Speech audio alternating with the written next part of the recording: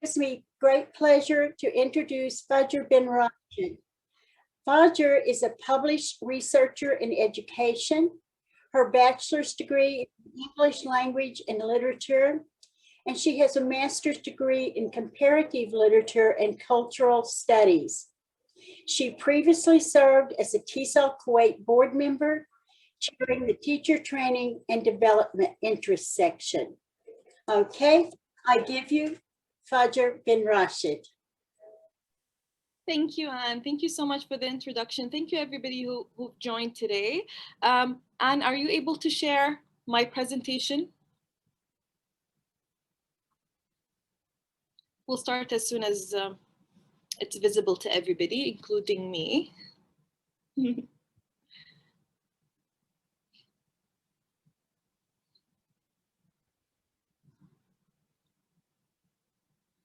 Great.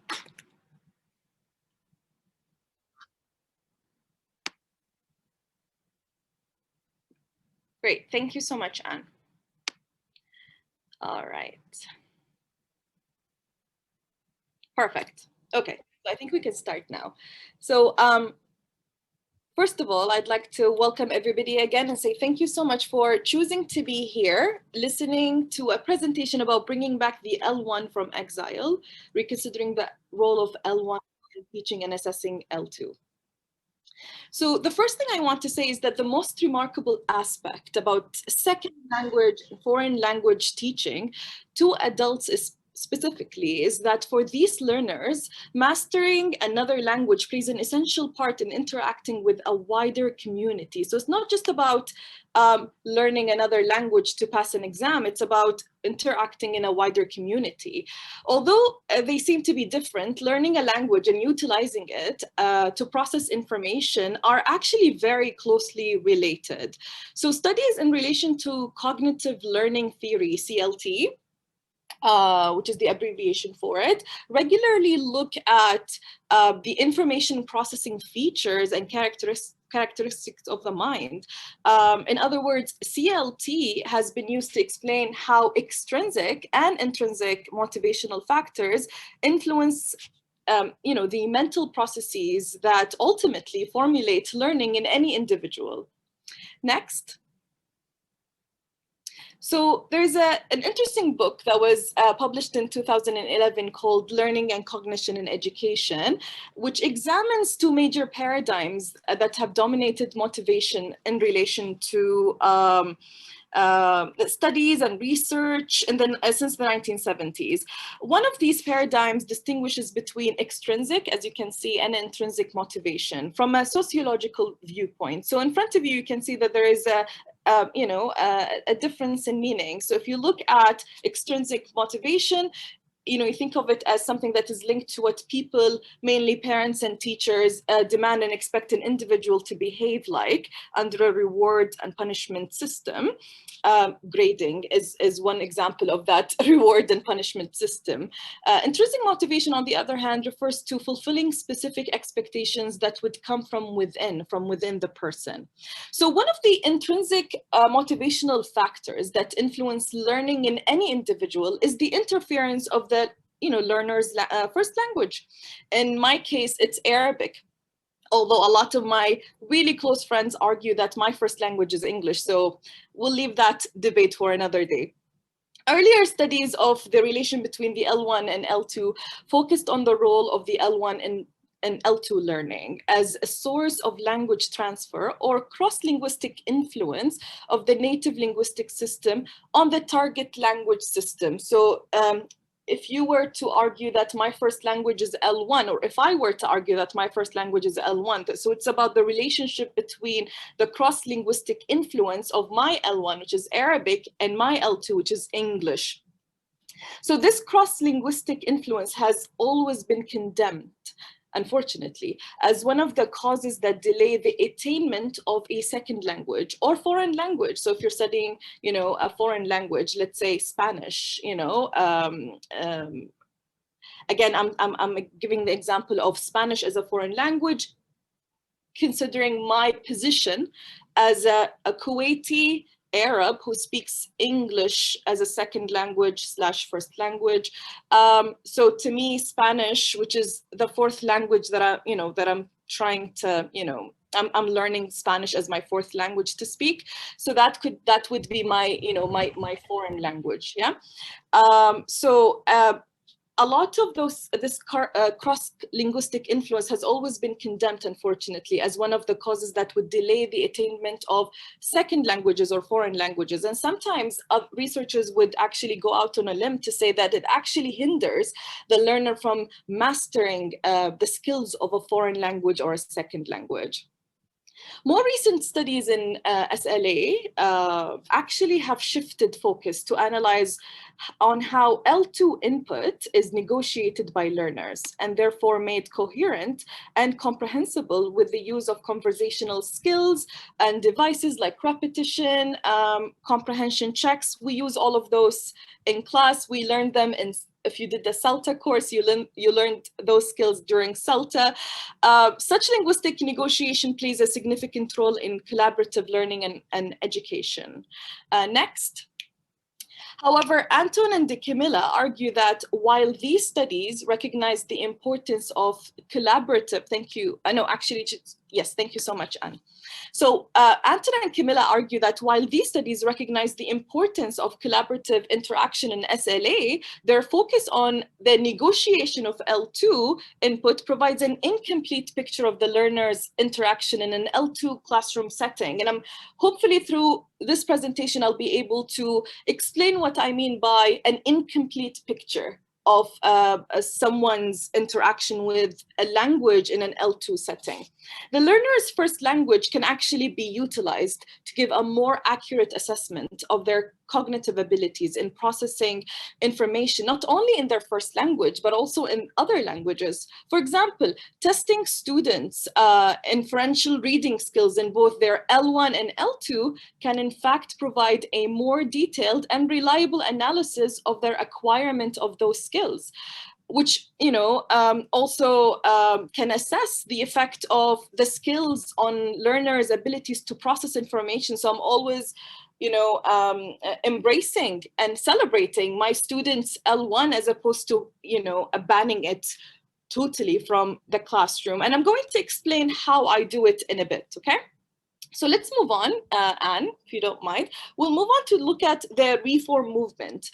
So the history behind banning the L1. I thought maybe it should be a good idea to maybe give you like a brief history of why the L1 is actually has been banned for many, many years now.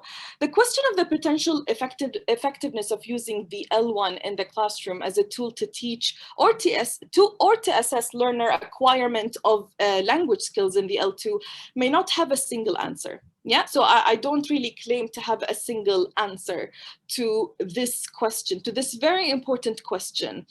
And there's a variety of reasons to why we don't have really a clear answer to answer such question. And one reason amongst which is the changing trends in language teaching that have taken place over centuries.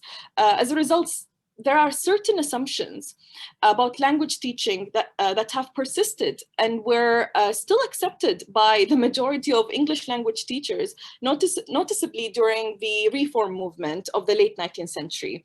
Examples of these assumptions are in the next slide. So Anne, if you could move to the next slide, please. So as examples of these assumptions as offered by Richard and Rogers include the rules of grammar should be taught only after the students have practiced the grammar points, for example, and that translation should be avoided, although the native language could be used in order to explain new words or to check comprehension as well. Consequently, banning the L1 from the classroom as opposed to minimizing its use. So it's very important to stress the fact that you need to differentiate between using the L1 in class, or no, sorry, the difference between banning the L1 in class and minimizing its use. So I'm definitely supporting the idea of minimizing, accepting students L1, but you need to understand that when you say that teachers have to depend and rely on L1, What happens oftentimes is that, on the other hand, you get a full ban of L1 rather than minimizing its use. So you really need to think about that, okay? So it's become, unfortunately, a tradition to ban L1 in teaching ESL and EFL. Cook, who is one of my absolute favorite voices on L1 and L2 teaching, Cook shares a more optimistic version of this tradition when he calls for capitalizing on the use of L1 in L2 classrooms, in which, that emphasize the effectiveness of L2 and L1 rather than the harm of employing L1. So if we move to the next slide, I want to share a quotation by Cook where he states that L2 learners, and just the next slide, please. Yes, thank you. L2 learners have more mature minds, greater social development, a larger short-term memory capacity, and other differences from L1, only young children. Above all, L2 learners already know how to mean, which is really interesting, yeah? A more effective argument would be based on young bilingual children. As Dotson points out, the argument for avoiding the L1 based on L1 acquisition is not in itself convincing. It seems tantamount to suggest that since babies do not play golf, we should not teach golf to adults, which is really interesting. That was really interesting when I saw it. It definitely opened my mind about how I thought about L1 and L2 and the utilization of both languages in L2 settings. So to determine that the learning outcomes of L1 acquisition and L2 learning are indistinguishable is actually very problematic to me personally. It is very dangerous to not distinguish the two, mainly due to the fact that it automatically sets our L2 users to fail. Because by saying that they're not distinguishable, then you're saying that our L2 learners have to become like monolingual L1 speakers of that language, which is unrealistic. Why would you want them to be like that? There's a fallacy that we have to think about. Why would we want our students to be like that? Do our students want to be like that? Have we ever asked ourselves if our students want to be like that? So again, it automatically sets L2 users to fail rather than encourage them to actually learn the language in collaboration with their L1. I mean, I remember a time when people, were celebrated for speaking more than one language, so why why condemn it now? So in other words, the standards of L2 users should not be compared to those of native speakers, as success in becoming an L2 user differs from that of a native speaker. Another justification for banning the L1, which Cook explains, is that there's this belief that the mind is made up of different and separate language compartments. And if we can move on to the next slide, I'll be able to explain what I mean by compartment, or what Cook means by compartments. So as a derivative word of compartment, the term, Anne, can we move to the next slide, please? The term compartment, I don't think we've moved yet.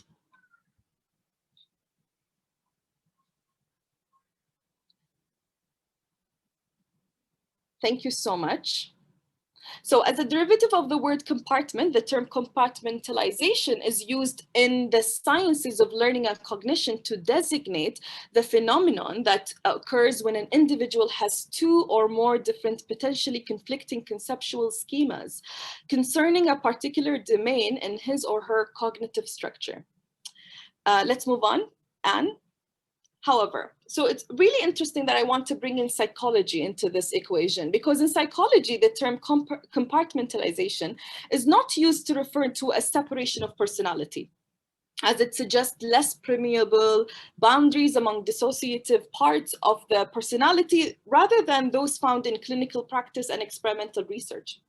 Therefore, while compartmentalization in psychology refers to a cognitive mechanism that allows for conflicting ideas to coexist while acknowledging that these conflicting ideas inhabit separate compartmentalized self-states, the same term, unfortunately, has been used by us, by educators, English language researchers, linguists, to negatively indicate the severed relationship between the L1 and L2 in the field of language acquisition.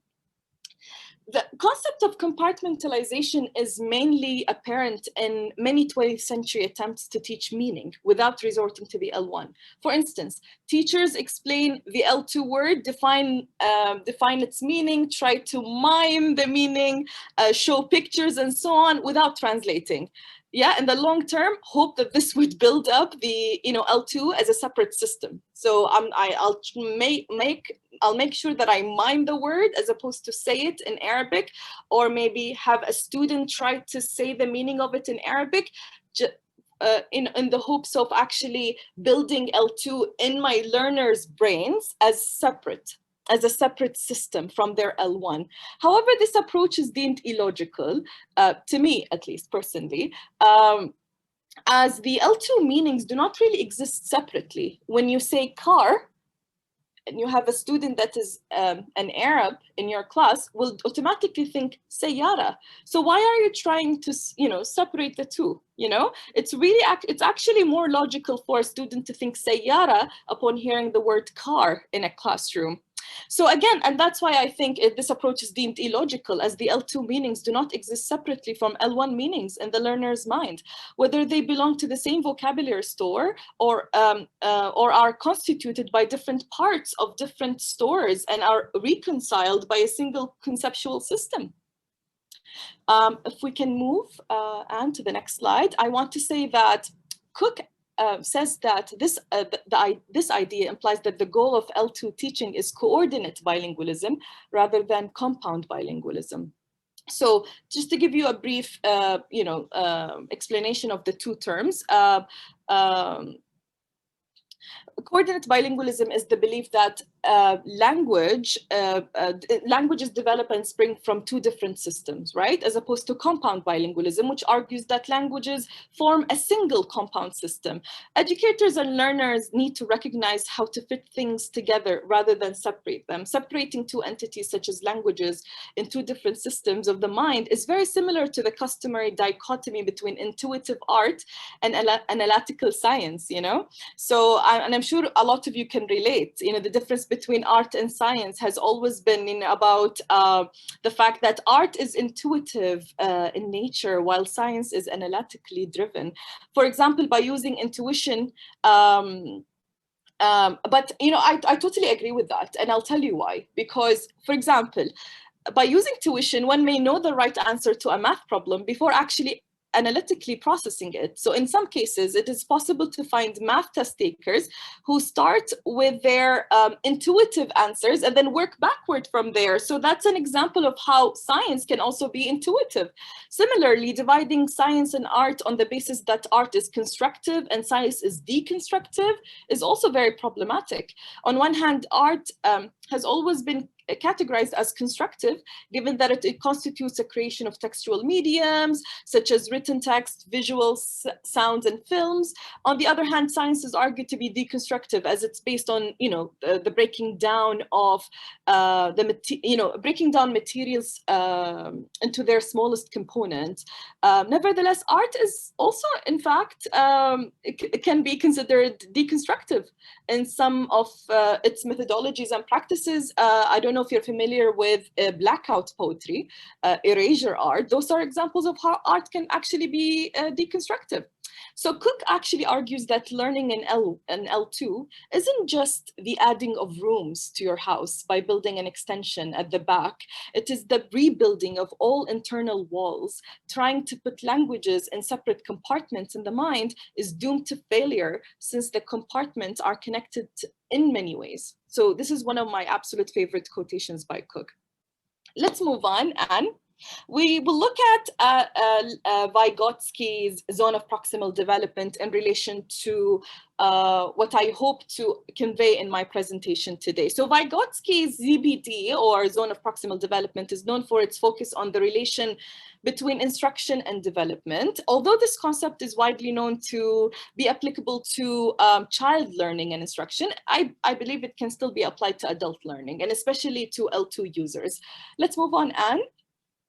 So Vygotsky's concept is best defined as the distance between the actual developmental level as determined by an independent problem solving, and the level of potential development as determined through problem solving under adult guidance and in collaboration with more capable peers. There are two factors that make the ZPD environment a safe one for our learners.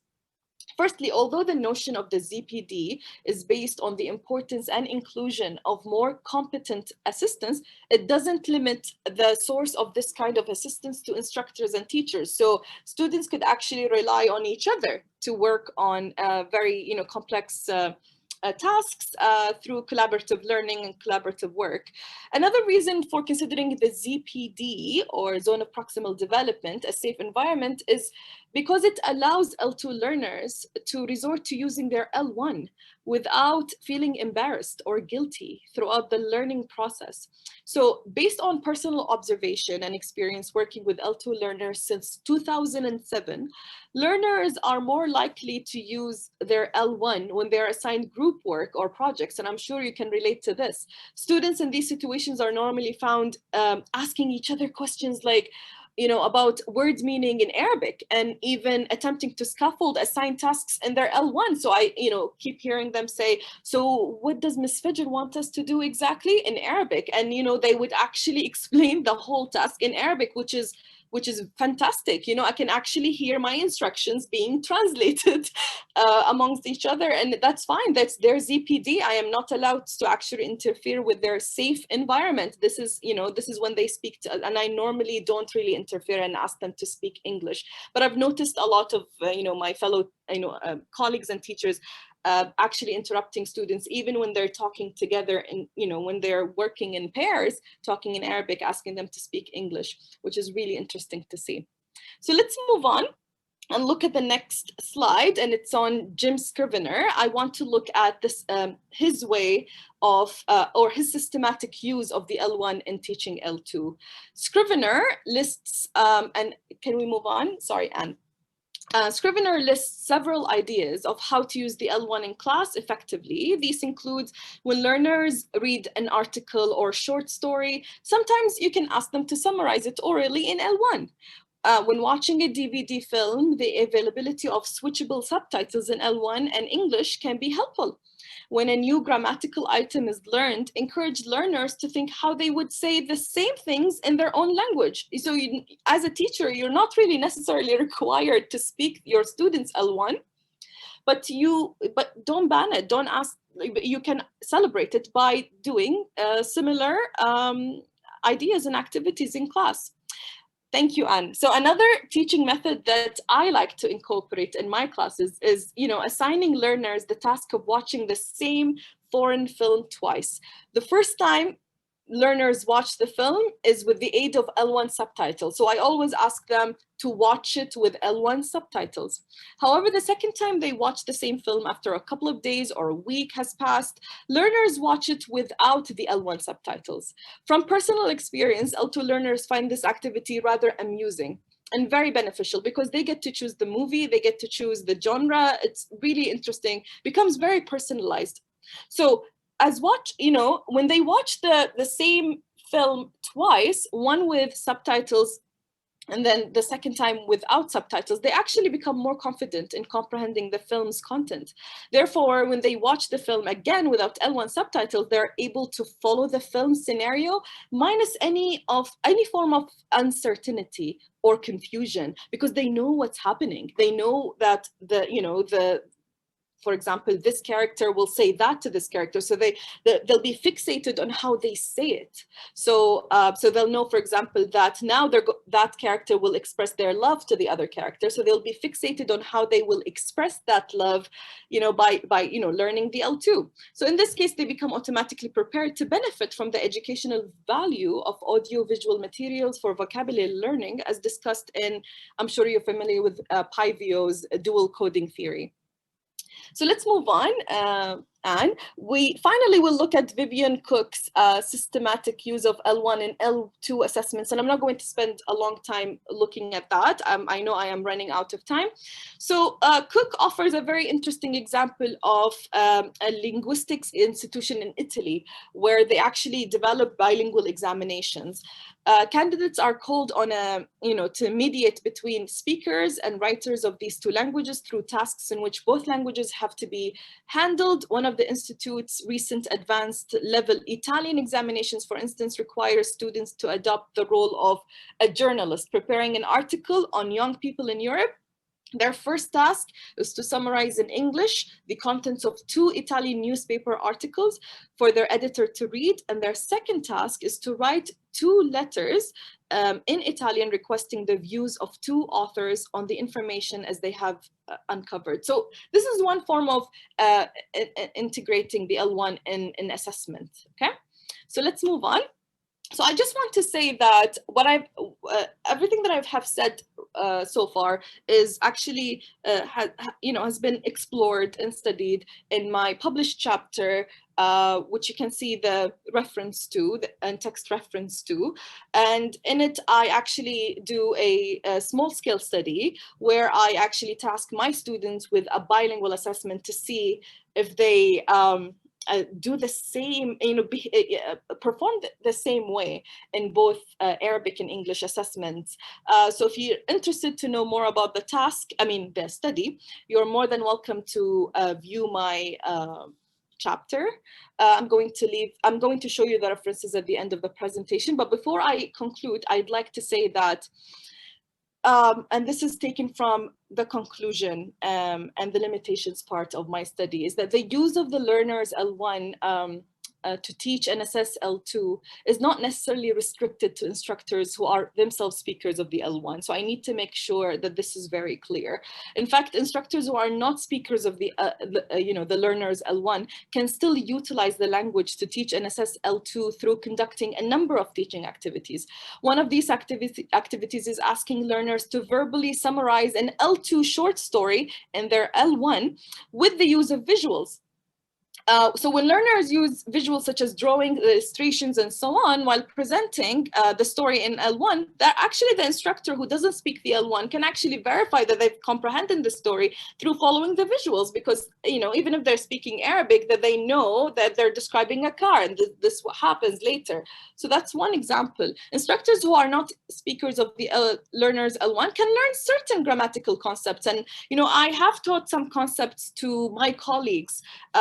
And they were very happy to learn that, for example, sifa means adjective, sifa, hal means adverb. I remember teaching my students adverbs for 50 minutes, okay, the whole class, and I gave them endless examples, differences between adjectives and adverbs for them to see and visualize the difference.